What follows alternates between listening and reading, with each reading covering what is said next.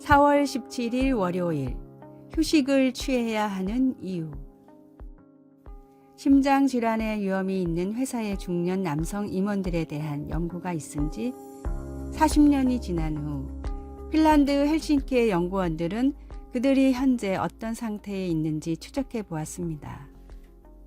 과학자들은 원래의 연구에서 찾지 못했던 어떤 새로운 사실을 발견했는데 그것은 휴가를 보냈던 사람들의 사망률이 더 낮았다는 것입니다. 일은 삶에서 꼭 필요한 부분입니다. 그것은 창세기 3장에서 하나님과 우리의 관계가 깨어지기 전부터 하나님이 우리에게 맡기신 부분입니다. 솔로몬은 일이 마음에 애쓰고 근심과 고통이라는 것을 인정하면서 하나님의 영광을 위해 일하지 않는 사람들이 하는 일이 무의미해 보인다고 기록하였습니다. 심지어 그들이 일하지 않을 때에도 앞으로 해야 할 일에 대해 생각하니라 그들의 마음은 쉬지 못합니다. 우리 역시 때로는 우리가 바람을 쫓는 것 같이 느껴질 때가 있고 일을 끝까지 마치지 못하는 우리의 무능력 때문에 좌절할 수도 있습니다. 하지만 하나님의 일의 한 부분, 곧 우리의 목적이 되심을 기억할 때 우리는 열심히 일하고 또 시간을 내어 쉴 수 있습니다. 하나님은 모든 것을 주시는 분이기에 우리는 그분을 우리의 공급자로 신뢰할 수 있습니다. 솔로몬도 그 사실을 인정하며 그분께서 주시지 않고서야 누가 먹을 수 있으며 누가 즐길 수 있겠는가 라고 했습니다. 이 사실을 우리 스스로에게 상기시킬 때 우리는 그분을 위해 부지런히 일할 수 있으며 또 쉬는 시간을 가질 수 있습니다. 말씀, 사람이 해 아래에서 행하는 모든 수고와 마음에 애쓰는 것이 무슨 소득이 있으랴. 전도서 2장 22절. 찬송 215장 뇌 죄 속해 주신 주께. 기도, 하나님은 제가 하는 모든 일에 의미와 목적을 주십니다. 감사합니다. 아멘.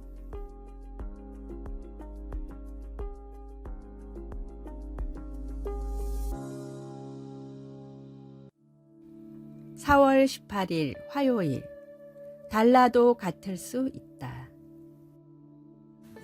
독일의 대문호 괴테와 실러는 모두가 인정하는 당대의 라이벌이자 친한 친구였습니다. 그러나 괴테와 실러를 따르는 추종자들은 상대방을 비방하며 누가 최고인지에 대해 뜨거운 논쟁을 펼쳤습니다. 괴테의 열렬한 패는 논쟁을 하다 분을 이기지 못해 괴테를 찾아가 다음과 같이 요구했습니다. 실러는 결코 당신을 이길 수 없습니다. 실러의 문학은 나보다 수준이 낮다 라고 제발 한 말씀만 해 주십시오. 이 말을 들은 괴테가 대답했습니다. 누가 더 높다고 싸우지 말고 괴테와 실러라는 작가가 같은 시대에 있다는 사실에 감사하십시오. 괴테와 실러는 극과 극이라고 할 정도로 문학의 주제와 살아온 삶이 달랐습니다. 그러나 두 사람은 서로를 진심으로 인정했고 세간의 그 어떤 이간질에도 우정을 지켰습니다. 괴테와 실러로 인해 독일의 문학은 유럽의 중심이 될 수 있었고 지금도 같은 무덤에 나란히 안장되어 있습니다. 시기와 질투는 하나님이 주시는 마음이 아닙니다. 생각이 조금 다르고 믿음이 조금 달라도 서로 용납하며 연합함으로 하나님이 주신 계획을 이루십시오. 오늘의 말씀, 아무 일에든지 다툼이나 허영으로 하지 말고 오직 겸손한 마음으로 각각 자기보다 남을 낮게 여기고. 빌립보서 2장 3절. 오늘의 찬송 475장 인류는 하나 되게. 오늘의 만나, 남을 나보다 더 낮게 여기는 주님이 가르쳐 주신 마음을 갖게 하소서. 내가 좋아하는 사람을 높이기 위해 누군가를 비하하지 않도록 해야겠습니다.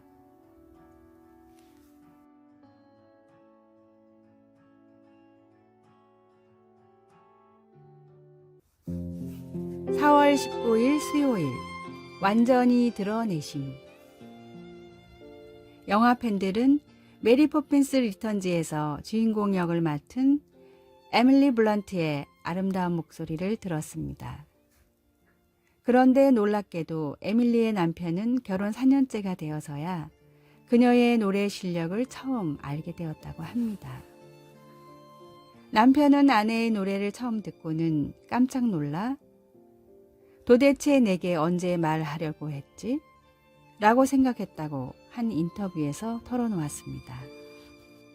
우리는 종종 주변 사람들에게서 전에는 몰랐던 때론 아주 뜻밖의 모습을 발견하고 놀라곤 합니다.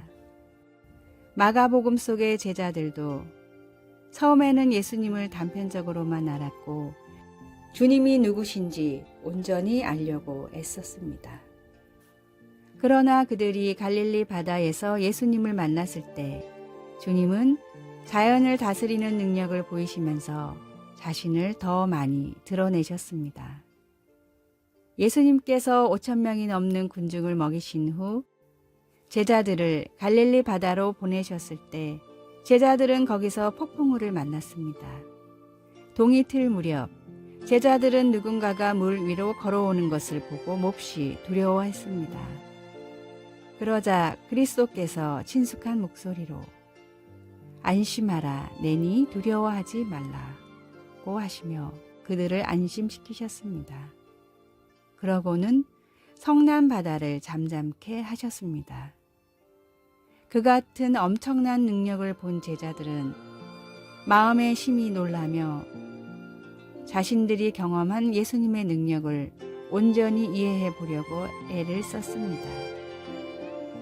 우리 삶의 폭풍우를 제어하는 예수님과 그분의 능력을 경험하게 될 때 우리도 그분이 누구신지 더 철저히 알게 되면서 놀라움을 금치 못하게 됩니다. 말씀, 예수께서 곧 그들에게 말씀하여 이르시되 안심하라, 내니 두려워하지 말라. 마가복음 6장 50절. 찬송 371장 구주여 광풍이 불어. 기도. 주님의 능력은 참으로 놀랍습니다. 우리가 주님을 예배할 수 있도록 우리의 눈을 열어 주님의 모습을 더 잘 보게 하소서. 아멘.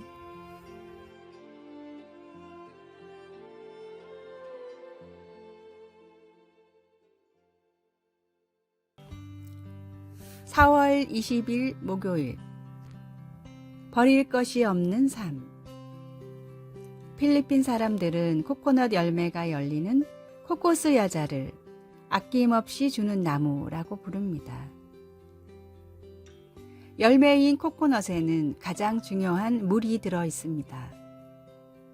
코코넛 워터라고 불리는 이 물은 수분 외에도 충분한 전해질과 무기질이 들어 있어 영양학적으로도 뛰어납니다. 미용과 건강을 위해 물 대신 코코넛 워터만 먹는 사람이 있을 정도입니다. 필리핀 사람들도 코코스 야자만 있으면 근처에 우물이 없어도 목말라 죽을 일은 없다고 생각합니다. 물을 먹고 난 뒤 코코넛의 안쪽을 긁어보면 흰 과육이 있어 배를 채울 수 있고 남겨진 껍질을 짜내면 기름을 얻을 수 있습니다. 남겨진 찌꺼기는 말려 땔감으로 쓸 수 있고 가지는 잘 말려 얹기만 해도 훌륭한 지붕이 됩니다. 겨울이 없는 필리핀에서는 야자나무만 있어도 집을 짓고 물 걱정 없이 살아갈 수 있습니다. 정말로 뿌리부터 열매, 잎 하나까지 그냥 버리는 것이 없기에 필리핀에는 코코스 야자 같은 사람이 되라 라는 속담이 있습니다. 하나부터 열까지 도움이 되는 사람처럼 우리의 삶도 모든 순간이 하나님이 기뻐하시는 복음의 재료로 사용되면 좋겠습니다. 주님의 사랑 때문에 우리가 다른 이를 사랑할 수 있는 것처럼 우리에게 모든 것을 아낌없이 베풀어 주신 주님으로 인해 되도록 많은 것을 이웃과 나눌 수 있습니다. 모든 것이 주님의 은혜임을 고백할 때 이런 일이 가능해집니다. 주님이 주신 모든 것으로 주님을 예배하며 복음을 전하는 코코스 야자 같은 성도로 살아가십시오. 오늘의 말씀, 그의 신기한 능력으로 생명과 경건에 속한 모든 것을 우리에게 주셨으니 이는 자기의 영광과 덕으로서 우리를 부르신 자를 알므로 말미암음이라. 베드로후서 1장 3절. 오늘의 찬송 317장 내 주 예수 주신 은혜. 오늘의 만나 제 삶의 모든 순간이 빠짐없이 하나님을 기쁘시게 하게 하소서. 주님이 주신 모든 것으로 주님을 예배하며 복음을 전합시다.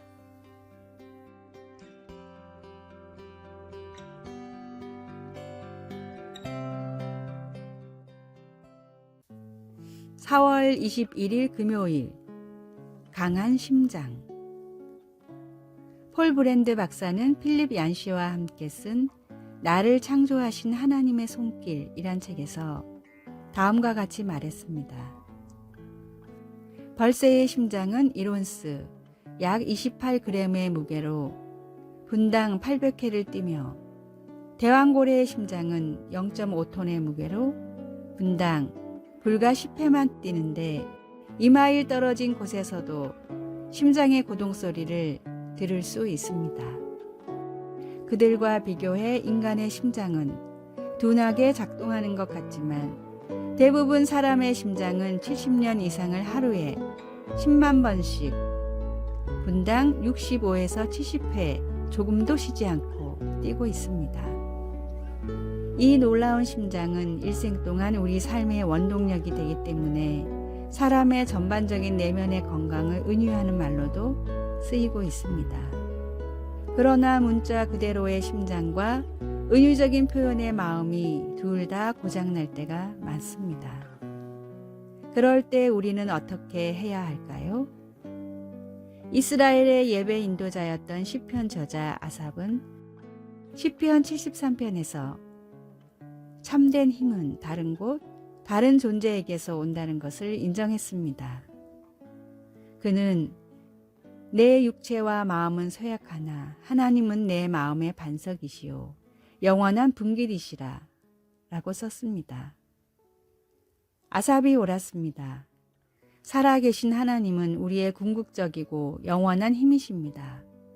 하늘과 땅을 창조하신 하나님은 그분의 완전한 능력에 한계가 없다는 것을 알고 계십니다. 우리가 어렵고 힘든 시기를 지날 때 아삽이 그의 고난을 통해 하나님이 우리 마음의 참된 힘이라고 깨달은 것을 우리도 알 수 있기를 바랍니다. 말씀, 내 육체와 마음은 쇠약하나 하나님은 내 마음의 반석이시요 영원한 분깃이시라. 시편 73편 26절. 찬송 484장 내 맘의 주여 소망되소서. 기도, 제가 약할 때 하나님은 강하시고 제가 감당하지 못할 때 하나님은 충분하시고 제가 혼란스러울 때 하나님은 완벽하게 명료하시니 감사합니다. 아멘.